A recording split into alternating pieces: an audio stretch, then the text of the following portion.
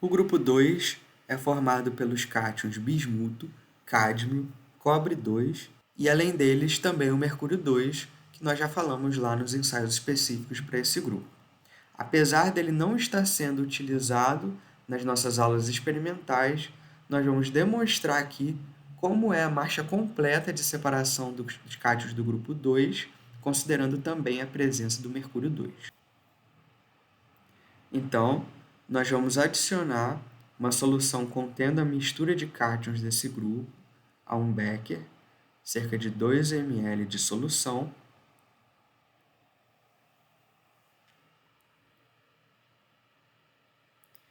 Em seguida, o meio será acidificado com ácido clorídrico 0,6 mol por litro,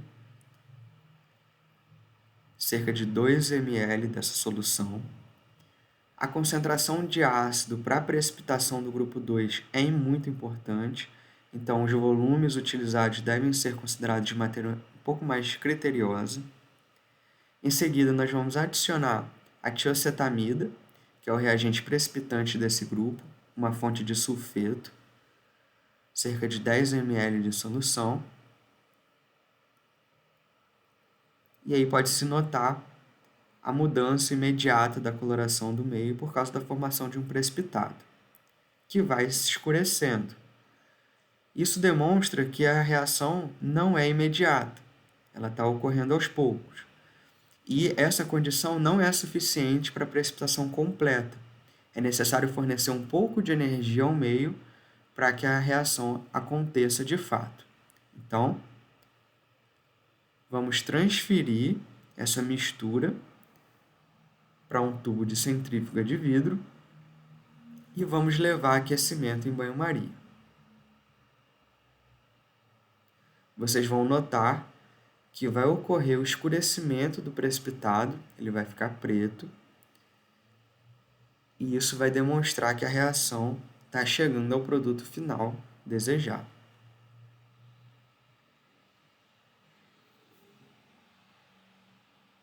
Observem a coloração do precipitado obtido. Como passou bastante tempo, ele acabou decantando, então vocês conseguem observar aí no fundo do tubo. O aquecimento da mistura tem como objetivo decompor a tiocetamida, ela se converte a ácido acético e libera ácido sulfídrico em solução. Então, uma forma de gerar H2S in situ, que vai atuar como uma fonte de sulfeto para a precipitação dos cátions do grupo 2,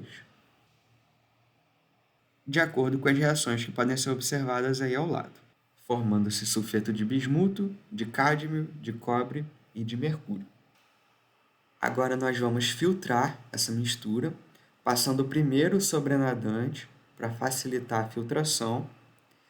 Quando tiver um volume pequeno no meio, nós vamos homogeneizar para suspender o precipitado e permitir que ele seja filtrado finalmente. Se você suspender antes, você vai ter uma dificuldade muito maior para fazer a filtração. Então, cerca de 2 ml aí é ideal para fazer essa filtração.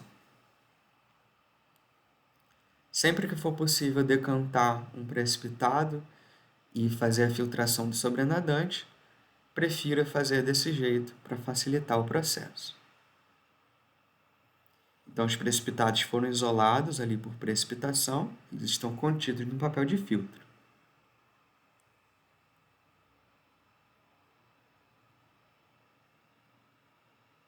Os respectivos sulfetos. Agora nós vamos avaliar se a precipitação foi completa, adicionando um pouco do filtrado a um tubo e adicionando mais reagente precipitante, a tiocetamida. Esse tubo é levado a aquecimento em banho-maria também, para verificar se houve precipitação.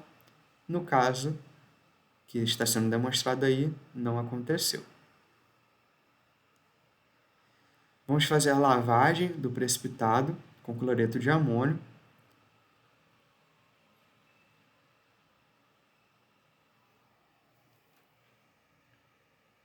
É importante utilizar um eletrólito para fazer lavagens de precipitados.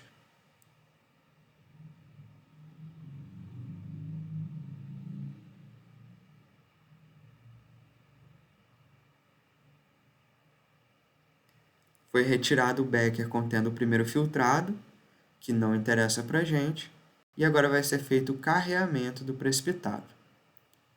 Observem que agora ela vai fazer o carreamento direto no funil, para vocês verem como é um outro procedimento de carreamento. E o líquido de carreamento vai ser o ácido nítrico.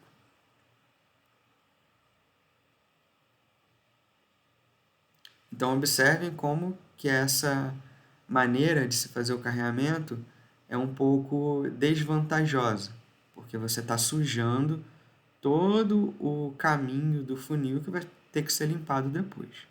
Se for diretamente para o becker, você elimina esse problema.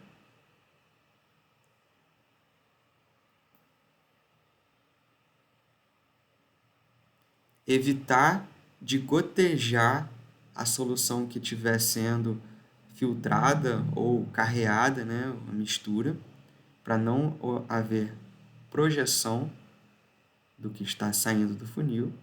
Ela mostrou ali que ainda sobra bastante resíduo no papel, é difícil de retirar bastante quantidade, então não tem problema. É importante que não se use uma quantidade excessiva do líquido para carrear, para não diluir nas etapas seguintes.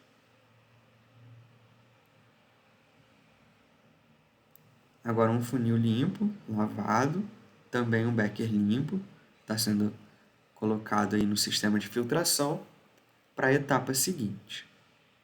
Da mesma maneira, um papel de filtro limpo.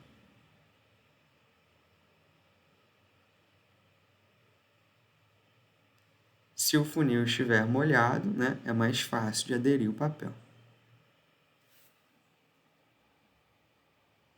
Então, após levar a aquecimento em placa metálica, vai ocorrer a dissolução dos precipitados de sulfeto de bismuto, sulfeto de cádmio e sulfeto de cobre, conforme mostrado aí nessas reações. O único que vai permanecer ainda insolúvel é o sulfeto de mercúrio, e aí a gente vai conseguir separar ele dos demais cátions. Infelizmente não está dando para ver muito bem no vídeo, mas é um resíduo cinza, um pouco acinzentado.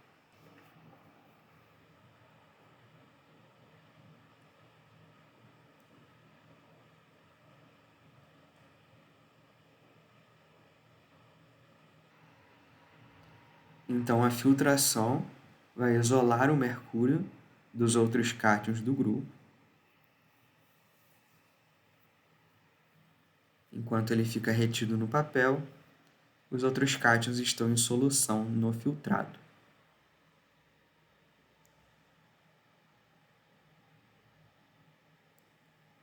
Podemos lavar com um pouquinho de água destilada e nós vamos guardar esse filtrado para a continuação da separação dos cátions e a sua posterior identificação.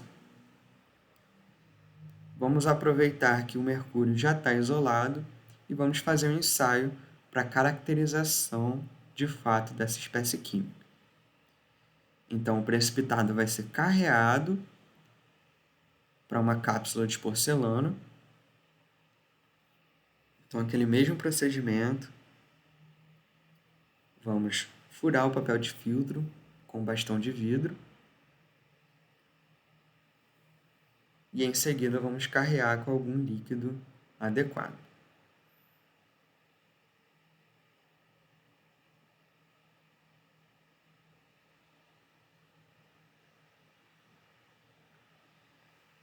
Neste caso, o carreamento vai ser realizado com água.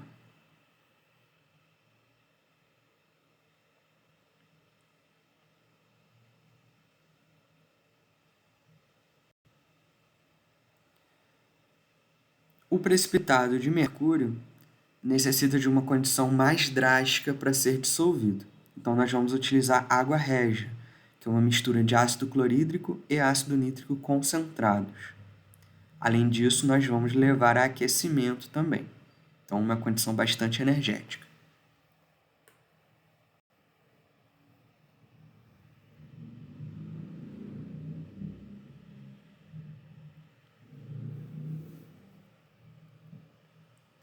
Após aquecimento até a secura, vai ocorrer a dissolução do precipitado e a conversão a mercúrio livre novamente. E aí pode ser identificado pelo teste com iodeto. Vai se formar iodeto de mercúrio 2.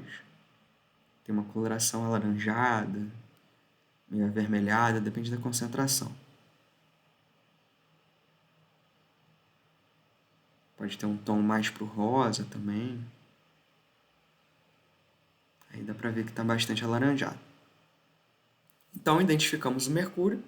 Vamos seguir com a separação dos outros cátions e as suas identificações. Vamos adicionar hidróxido de amônio, 6 mol por litro. E a gente pode ver a modificação ocorrendo imediatamente ali no meio, por causa dessas reações representadas abaixo. Então, os 3 cátions são capazes de reagir com a amônia de alguma maneira. O cádmio e o cobre formam íons complexos, sendo o tetramin cádmio incolor em solução, o tetramin cobre azulado em solução e o bismuto vai sofrer precipitação na forma de hidróxido de bismuto, que é um precipitado branco.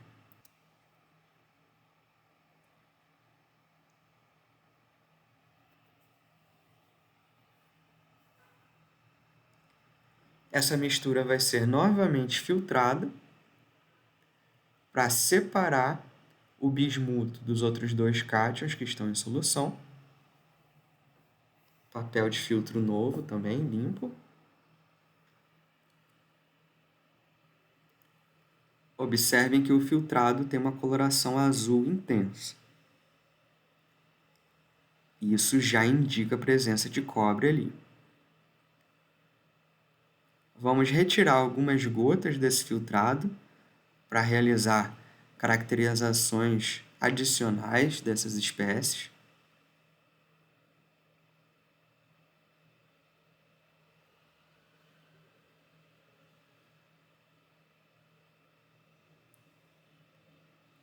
Então, vamos adicionar cianeto de potássio.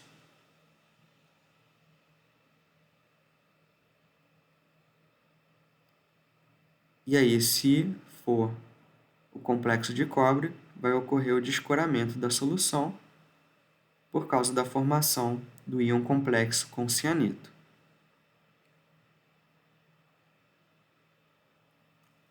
Em cima desse ensaio, nós podemos fazer uma confirmação para cádmio também, utilizando sulfeto de amônio. Se formar um precipitado amarelo, indica a presença de sulfeto de cádmio, confirmando a presença do cádio.